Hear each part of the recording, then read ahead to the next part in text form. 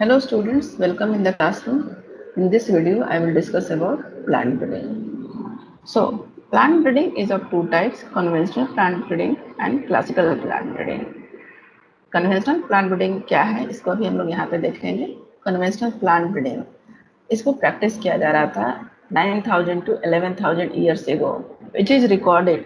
आप इसको कह सकते हैं ये रिकॉर्डेड है। इट इंक्लूड्स ट्रेडिशनल फार्मिंग, जो जनरली पुराने जमाने में जिस तरह से फार्मिंग की जाती थी, and better management practice, but only little increase in yield. Green revolution include plant breeding of modern type, and जहाँ पे लिटिल हो रहा था यहाँ पे ड्रास्टिक इंक्रीज इन यील्ड। इस पैराग्राफ में हम लोग देखेंगे कि ये क्या कह रहा है। Traditional farming can only eat the limited biomass, जैसा कि अभी मैंने बताया, as food for humans and animals. Better management practices and increasing acreage can increase yield, but only to a limited extent.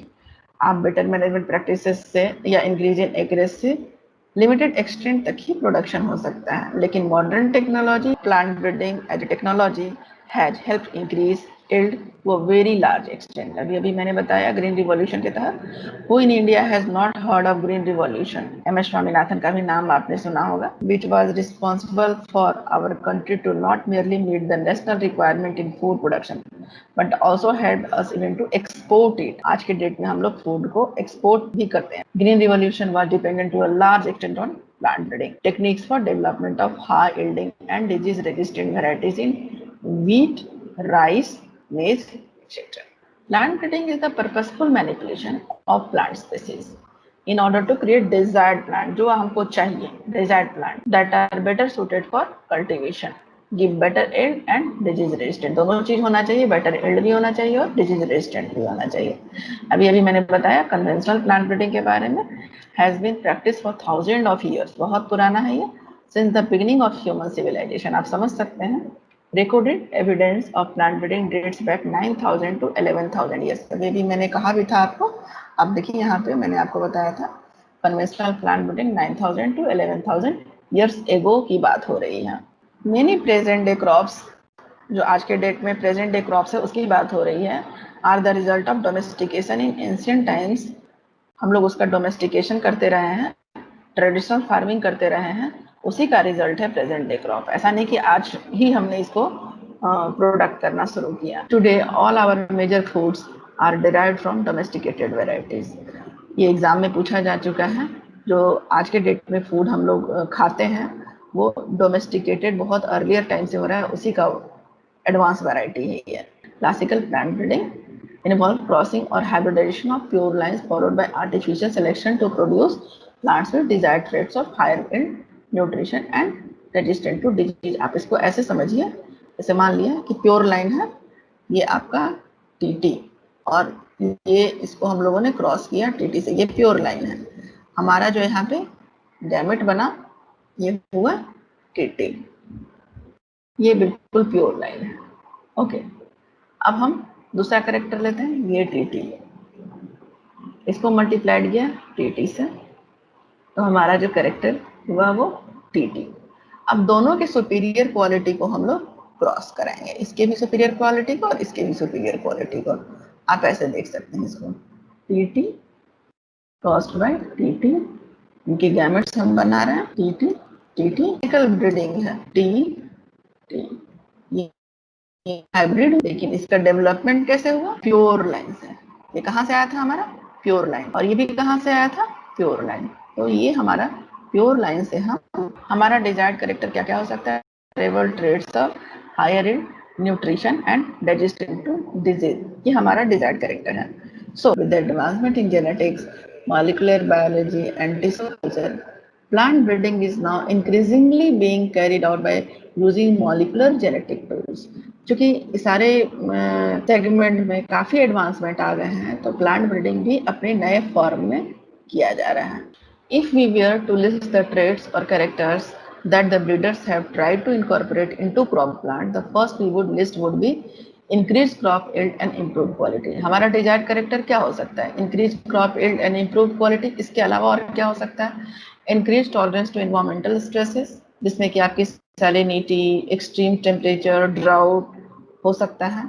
These are the environmental stress जिसमें कि plant grow नहीं कर पाता है और हमारा यील्ड रिड्यूस हो जाता है। इसके अलावा और भी हैं, रेजिस्टेंट टू पैथोजेंस, पैथोजेंस में आपके वायरसेस, फंगी और बैक्टीरिया हैं, and increase tolerance to insect pest would be on our list too. तो these are the desired characters which farmer wants to incorporate in their crop. Plant breeding program जो है वो इसको solve करता है। Plant breeding program कैसे carried out होता है उसको हम लोग सिस्टमेटिक वे में देखेंगे। ये वर्ल्ड वाइड होता है, गवर्नमेंट इंस्टीट्यूशन में होगा या कमर्शियल कंपनीज में होगा। इसके कई स्टेप्स हैं जो कि हम लोग वन बाय वन डिस्कस करेंगे। So the first step is collection of variability. Genetic variability is the root of any breeding programme. किसी भी प्लांट का अगर हम लोग को प्लांट ब्रीडिंग करना है तो उसके पॉपुलेशन के जेनेटिक वेरिएबिलिटी की तरफ हम लोग मूव करेंगे। सबसे पहले उसके पॉपुलेशन से सारे के सारे जीन्स को हम लोग कलेक्ट करेंगे। In many crops, pre-existing genetic variability is available from wild varieties of the crop. Collection and preservation of all the different wild variety species and relatives of the cultivated species, followed by their cultivation for their character, is a prerequisite for effective exploitation of natural genes available in the population. Rice का population जितने भी variety है उसको हम लोग collect करेंगे। The entire collection of plant oblique seed having all the diverse or all the genes in a given crop, जैसे मैंने अभी क्रॉप लिया है राइस का, is called germplasm collection। इसका आप यहाँ भी देख सकते हो, मैंने छोटा सा डिस्कशन लिख के रखा है आप लोगों के लिए।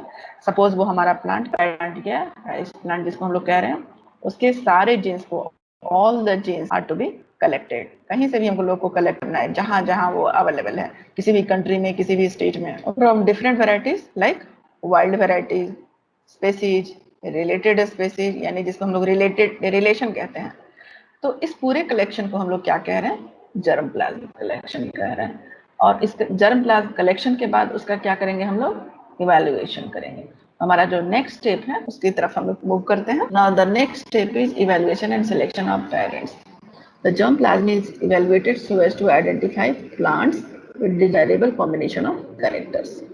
The selected plants are multiplied and used in the process of hybridization. हम लोग तो germplasm कलेक्ट कर लिए थे, अब उसका इवेल्युएशन के दौरान क्या करेंगे, उस प्लांट को आइडेंटिफाई करेंगे जो हम लोगों को चाहिए, जिसका हम लोग का कैरेक्टर डिजायर्ड है, और उसके बाद उसको हम लोग क्या करेंगे, मल्टीप्लाई करवाएंगे। So the third step is cross hybridization among the selected parents. The desired characters have very often to be combined from two different plants, that is parents. For example, high protein quality of one parent may need to be combined with disease resistant from another parent. आप इसको ऐसे समझिए, जैसे ये है high protein quality of one parent and disease resistant from another parent. इन दोनों को अगर हम लोग क्रॉस कराते हैं तो मुझे क्या मिलता है, high protein with disease resistant. This two plants are genetically combined, ये दोनों जेनेटिकली कंबाइंड हो गए, और क्या हुआ, एक सिंगल प्लांट में आ गया ये दोनों कैरेक्टर। ठीक है, तो मुझे तो रिक्वायर्ड कैरेक्टर मिल गया, लेकिन ये जो है काफी टाइम कंज्यूमिंग और टीडियस प्रोसेस है। आप लोग यहाँ पे देख सकते हैं, पॉलन ग्रेन कलेक्ट करना, फिर उसको ट्रांसफर करना स्टिग्मा के पास, फिर उसको डेवलप कराना। So these all are very tedious process. तो आगे हम लोग देखते हैं। So this is possible by cross hybridizing the two parents to produce hybrids that genetically combine the desired characters in one plant। तो ये सारी बातें हम लोगों ने डिस्कस कर लिया है। This is a very time consuming and tedious process since the pollen grains from the desirable plant chosen as a male parent have to be collected and placed on the stigma of the flower selected as female parent। इन सारी बातों को हम लोगों ने chapter 2 में भी study किया है। Okay. Also, it is not necessary that the hybrids do combine the desirable characters. Usually, only one in few hundred to a thousand process shows the desirable combination. So, the next step is selection and testing of superior recombinants. So, first of all, we will be knowing about superior recombinants. In this case, the superior recombinants is high protein with disease-resistant plant. This step consists of selecting among the progeny of the hybrids those plants that have the desired character combination. The selection process is crucial to the process success of the breeding objective and requires careful scientific evaluation of the progeny.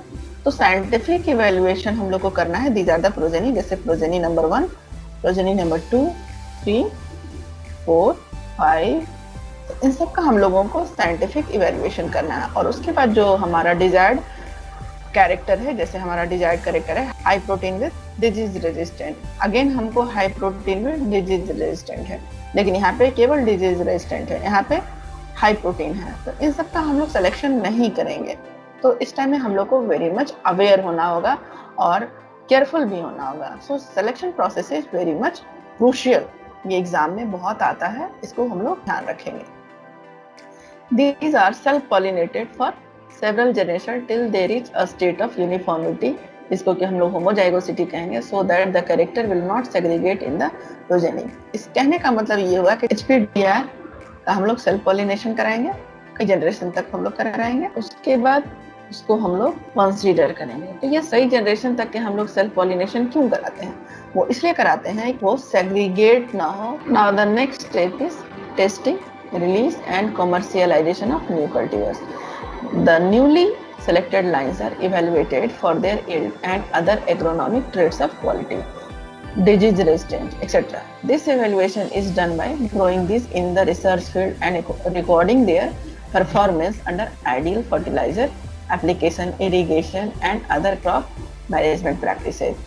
इन सारी जो varieties को जो हम लोगों ने consider किया है, तो इसको डिफरेंट फैक्टर्स के अंदर हम लोग इसको क्या करेंगे, टेस्ट करेंगे। कहाँ? रिसर्च फील्ड में। Okay, so the evaluation in research field is followed by testing the materials in farmers field for at least 3 growing season eight several location in the country. तो रिसर्च फील्ड से हम लोग disease resistant high protein plant को हम लोग farmers field में 3 growing season तक के टेस्ट करेंगे। हम लोग इंडिया के इसको कोने में टेस्ट करेंगे। Okay, all the agroclimatic zones where the crop is usually grow. The material is evaluated in comparison to the best available local crop cultivar. Thank you.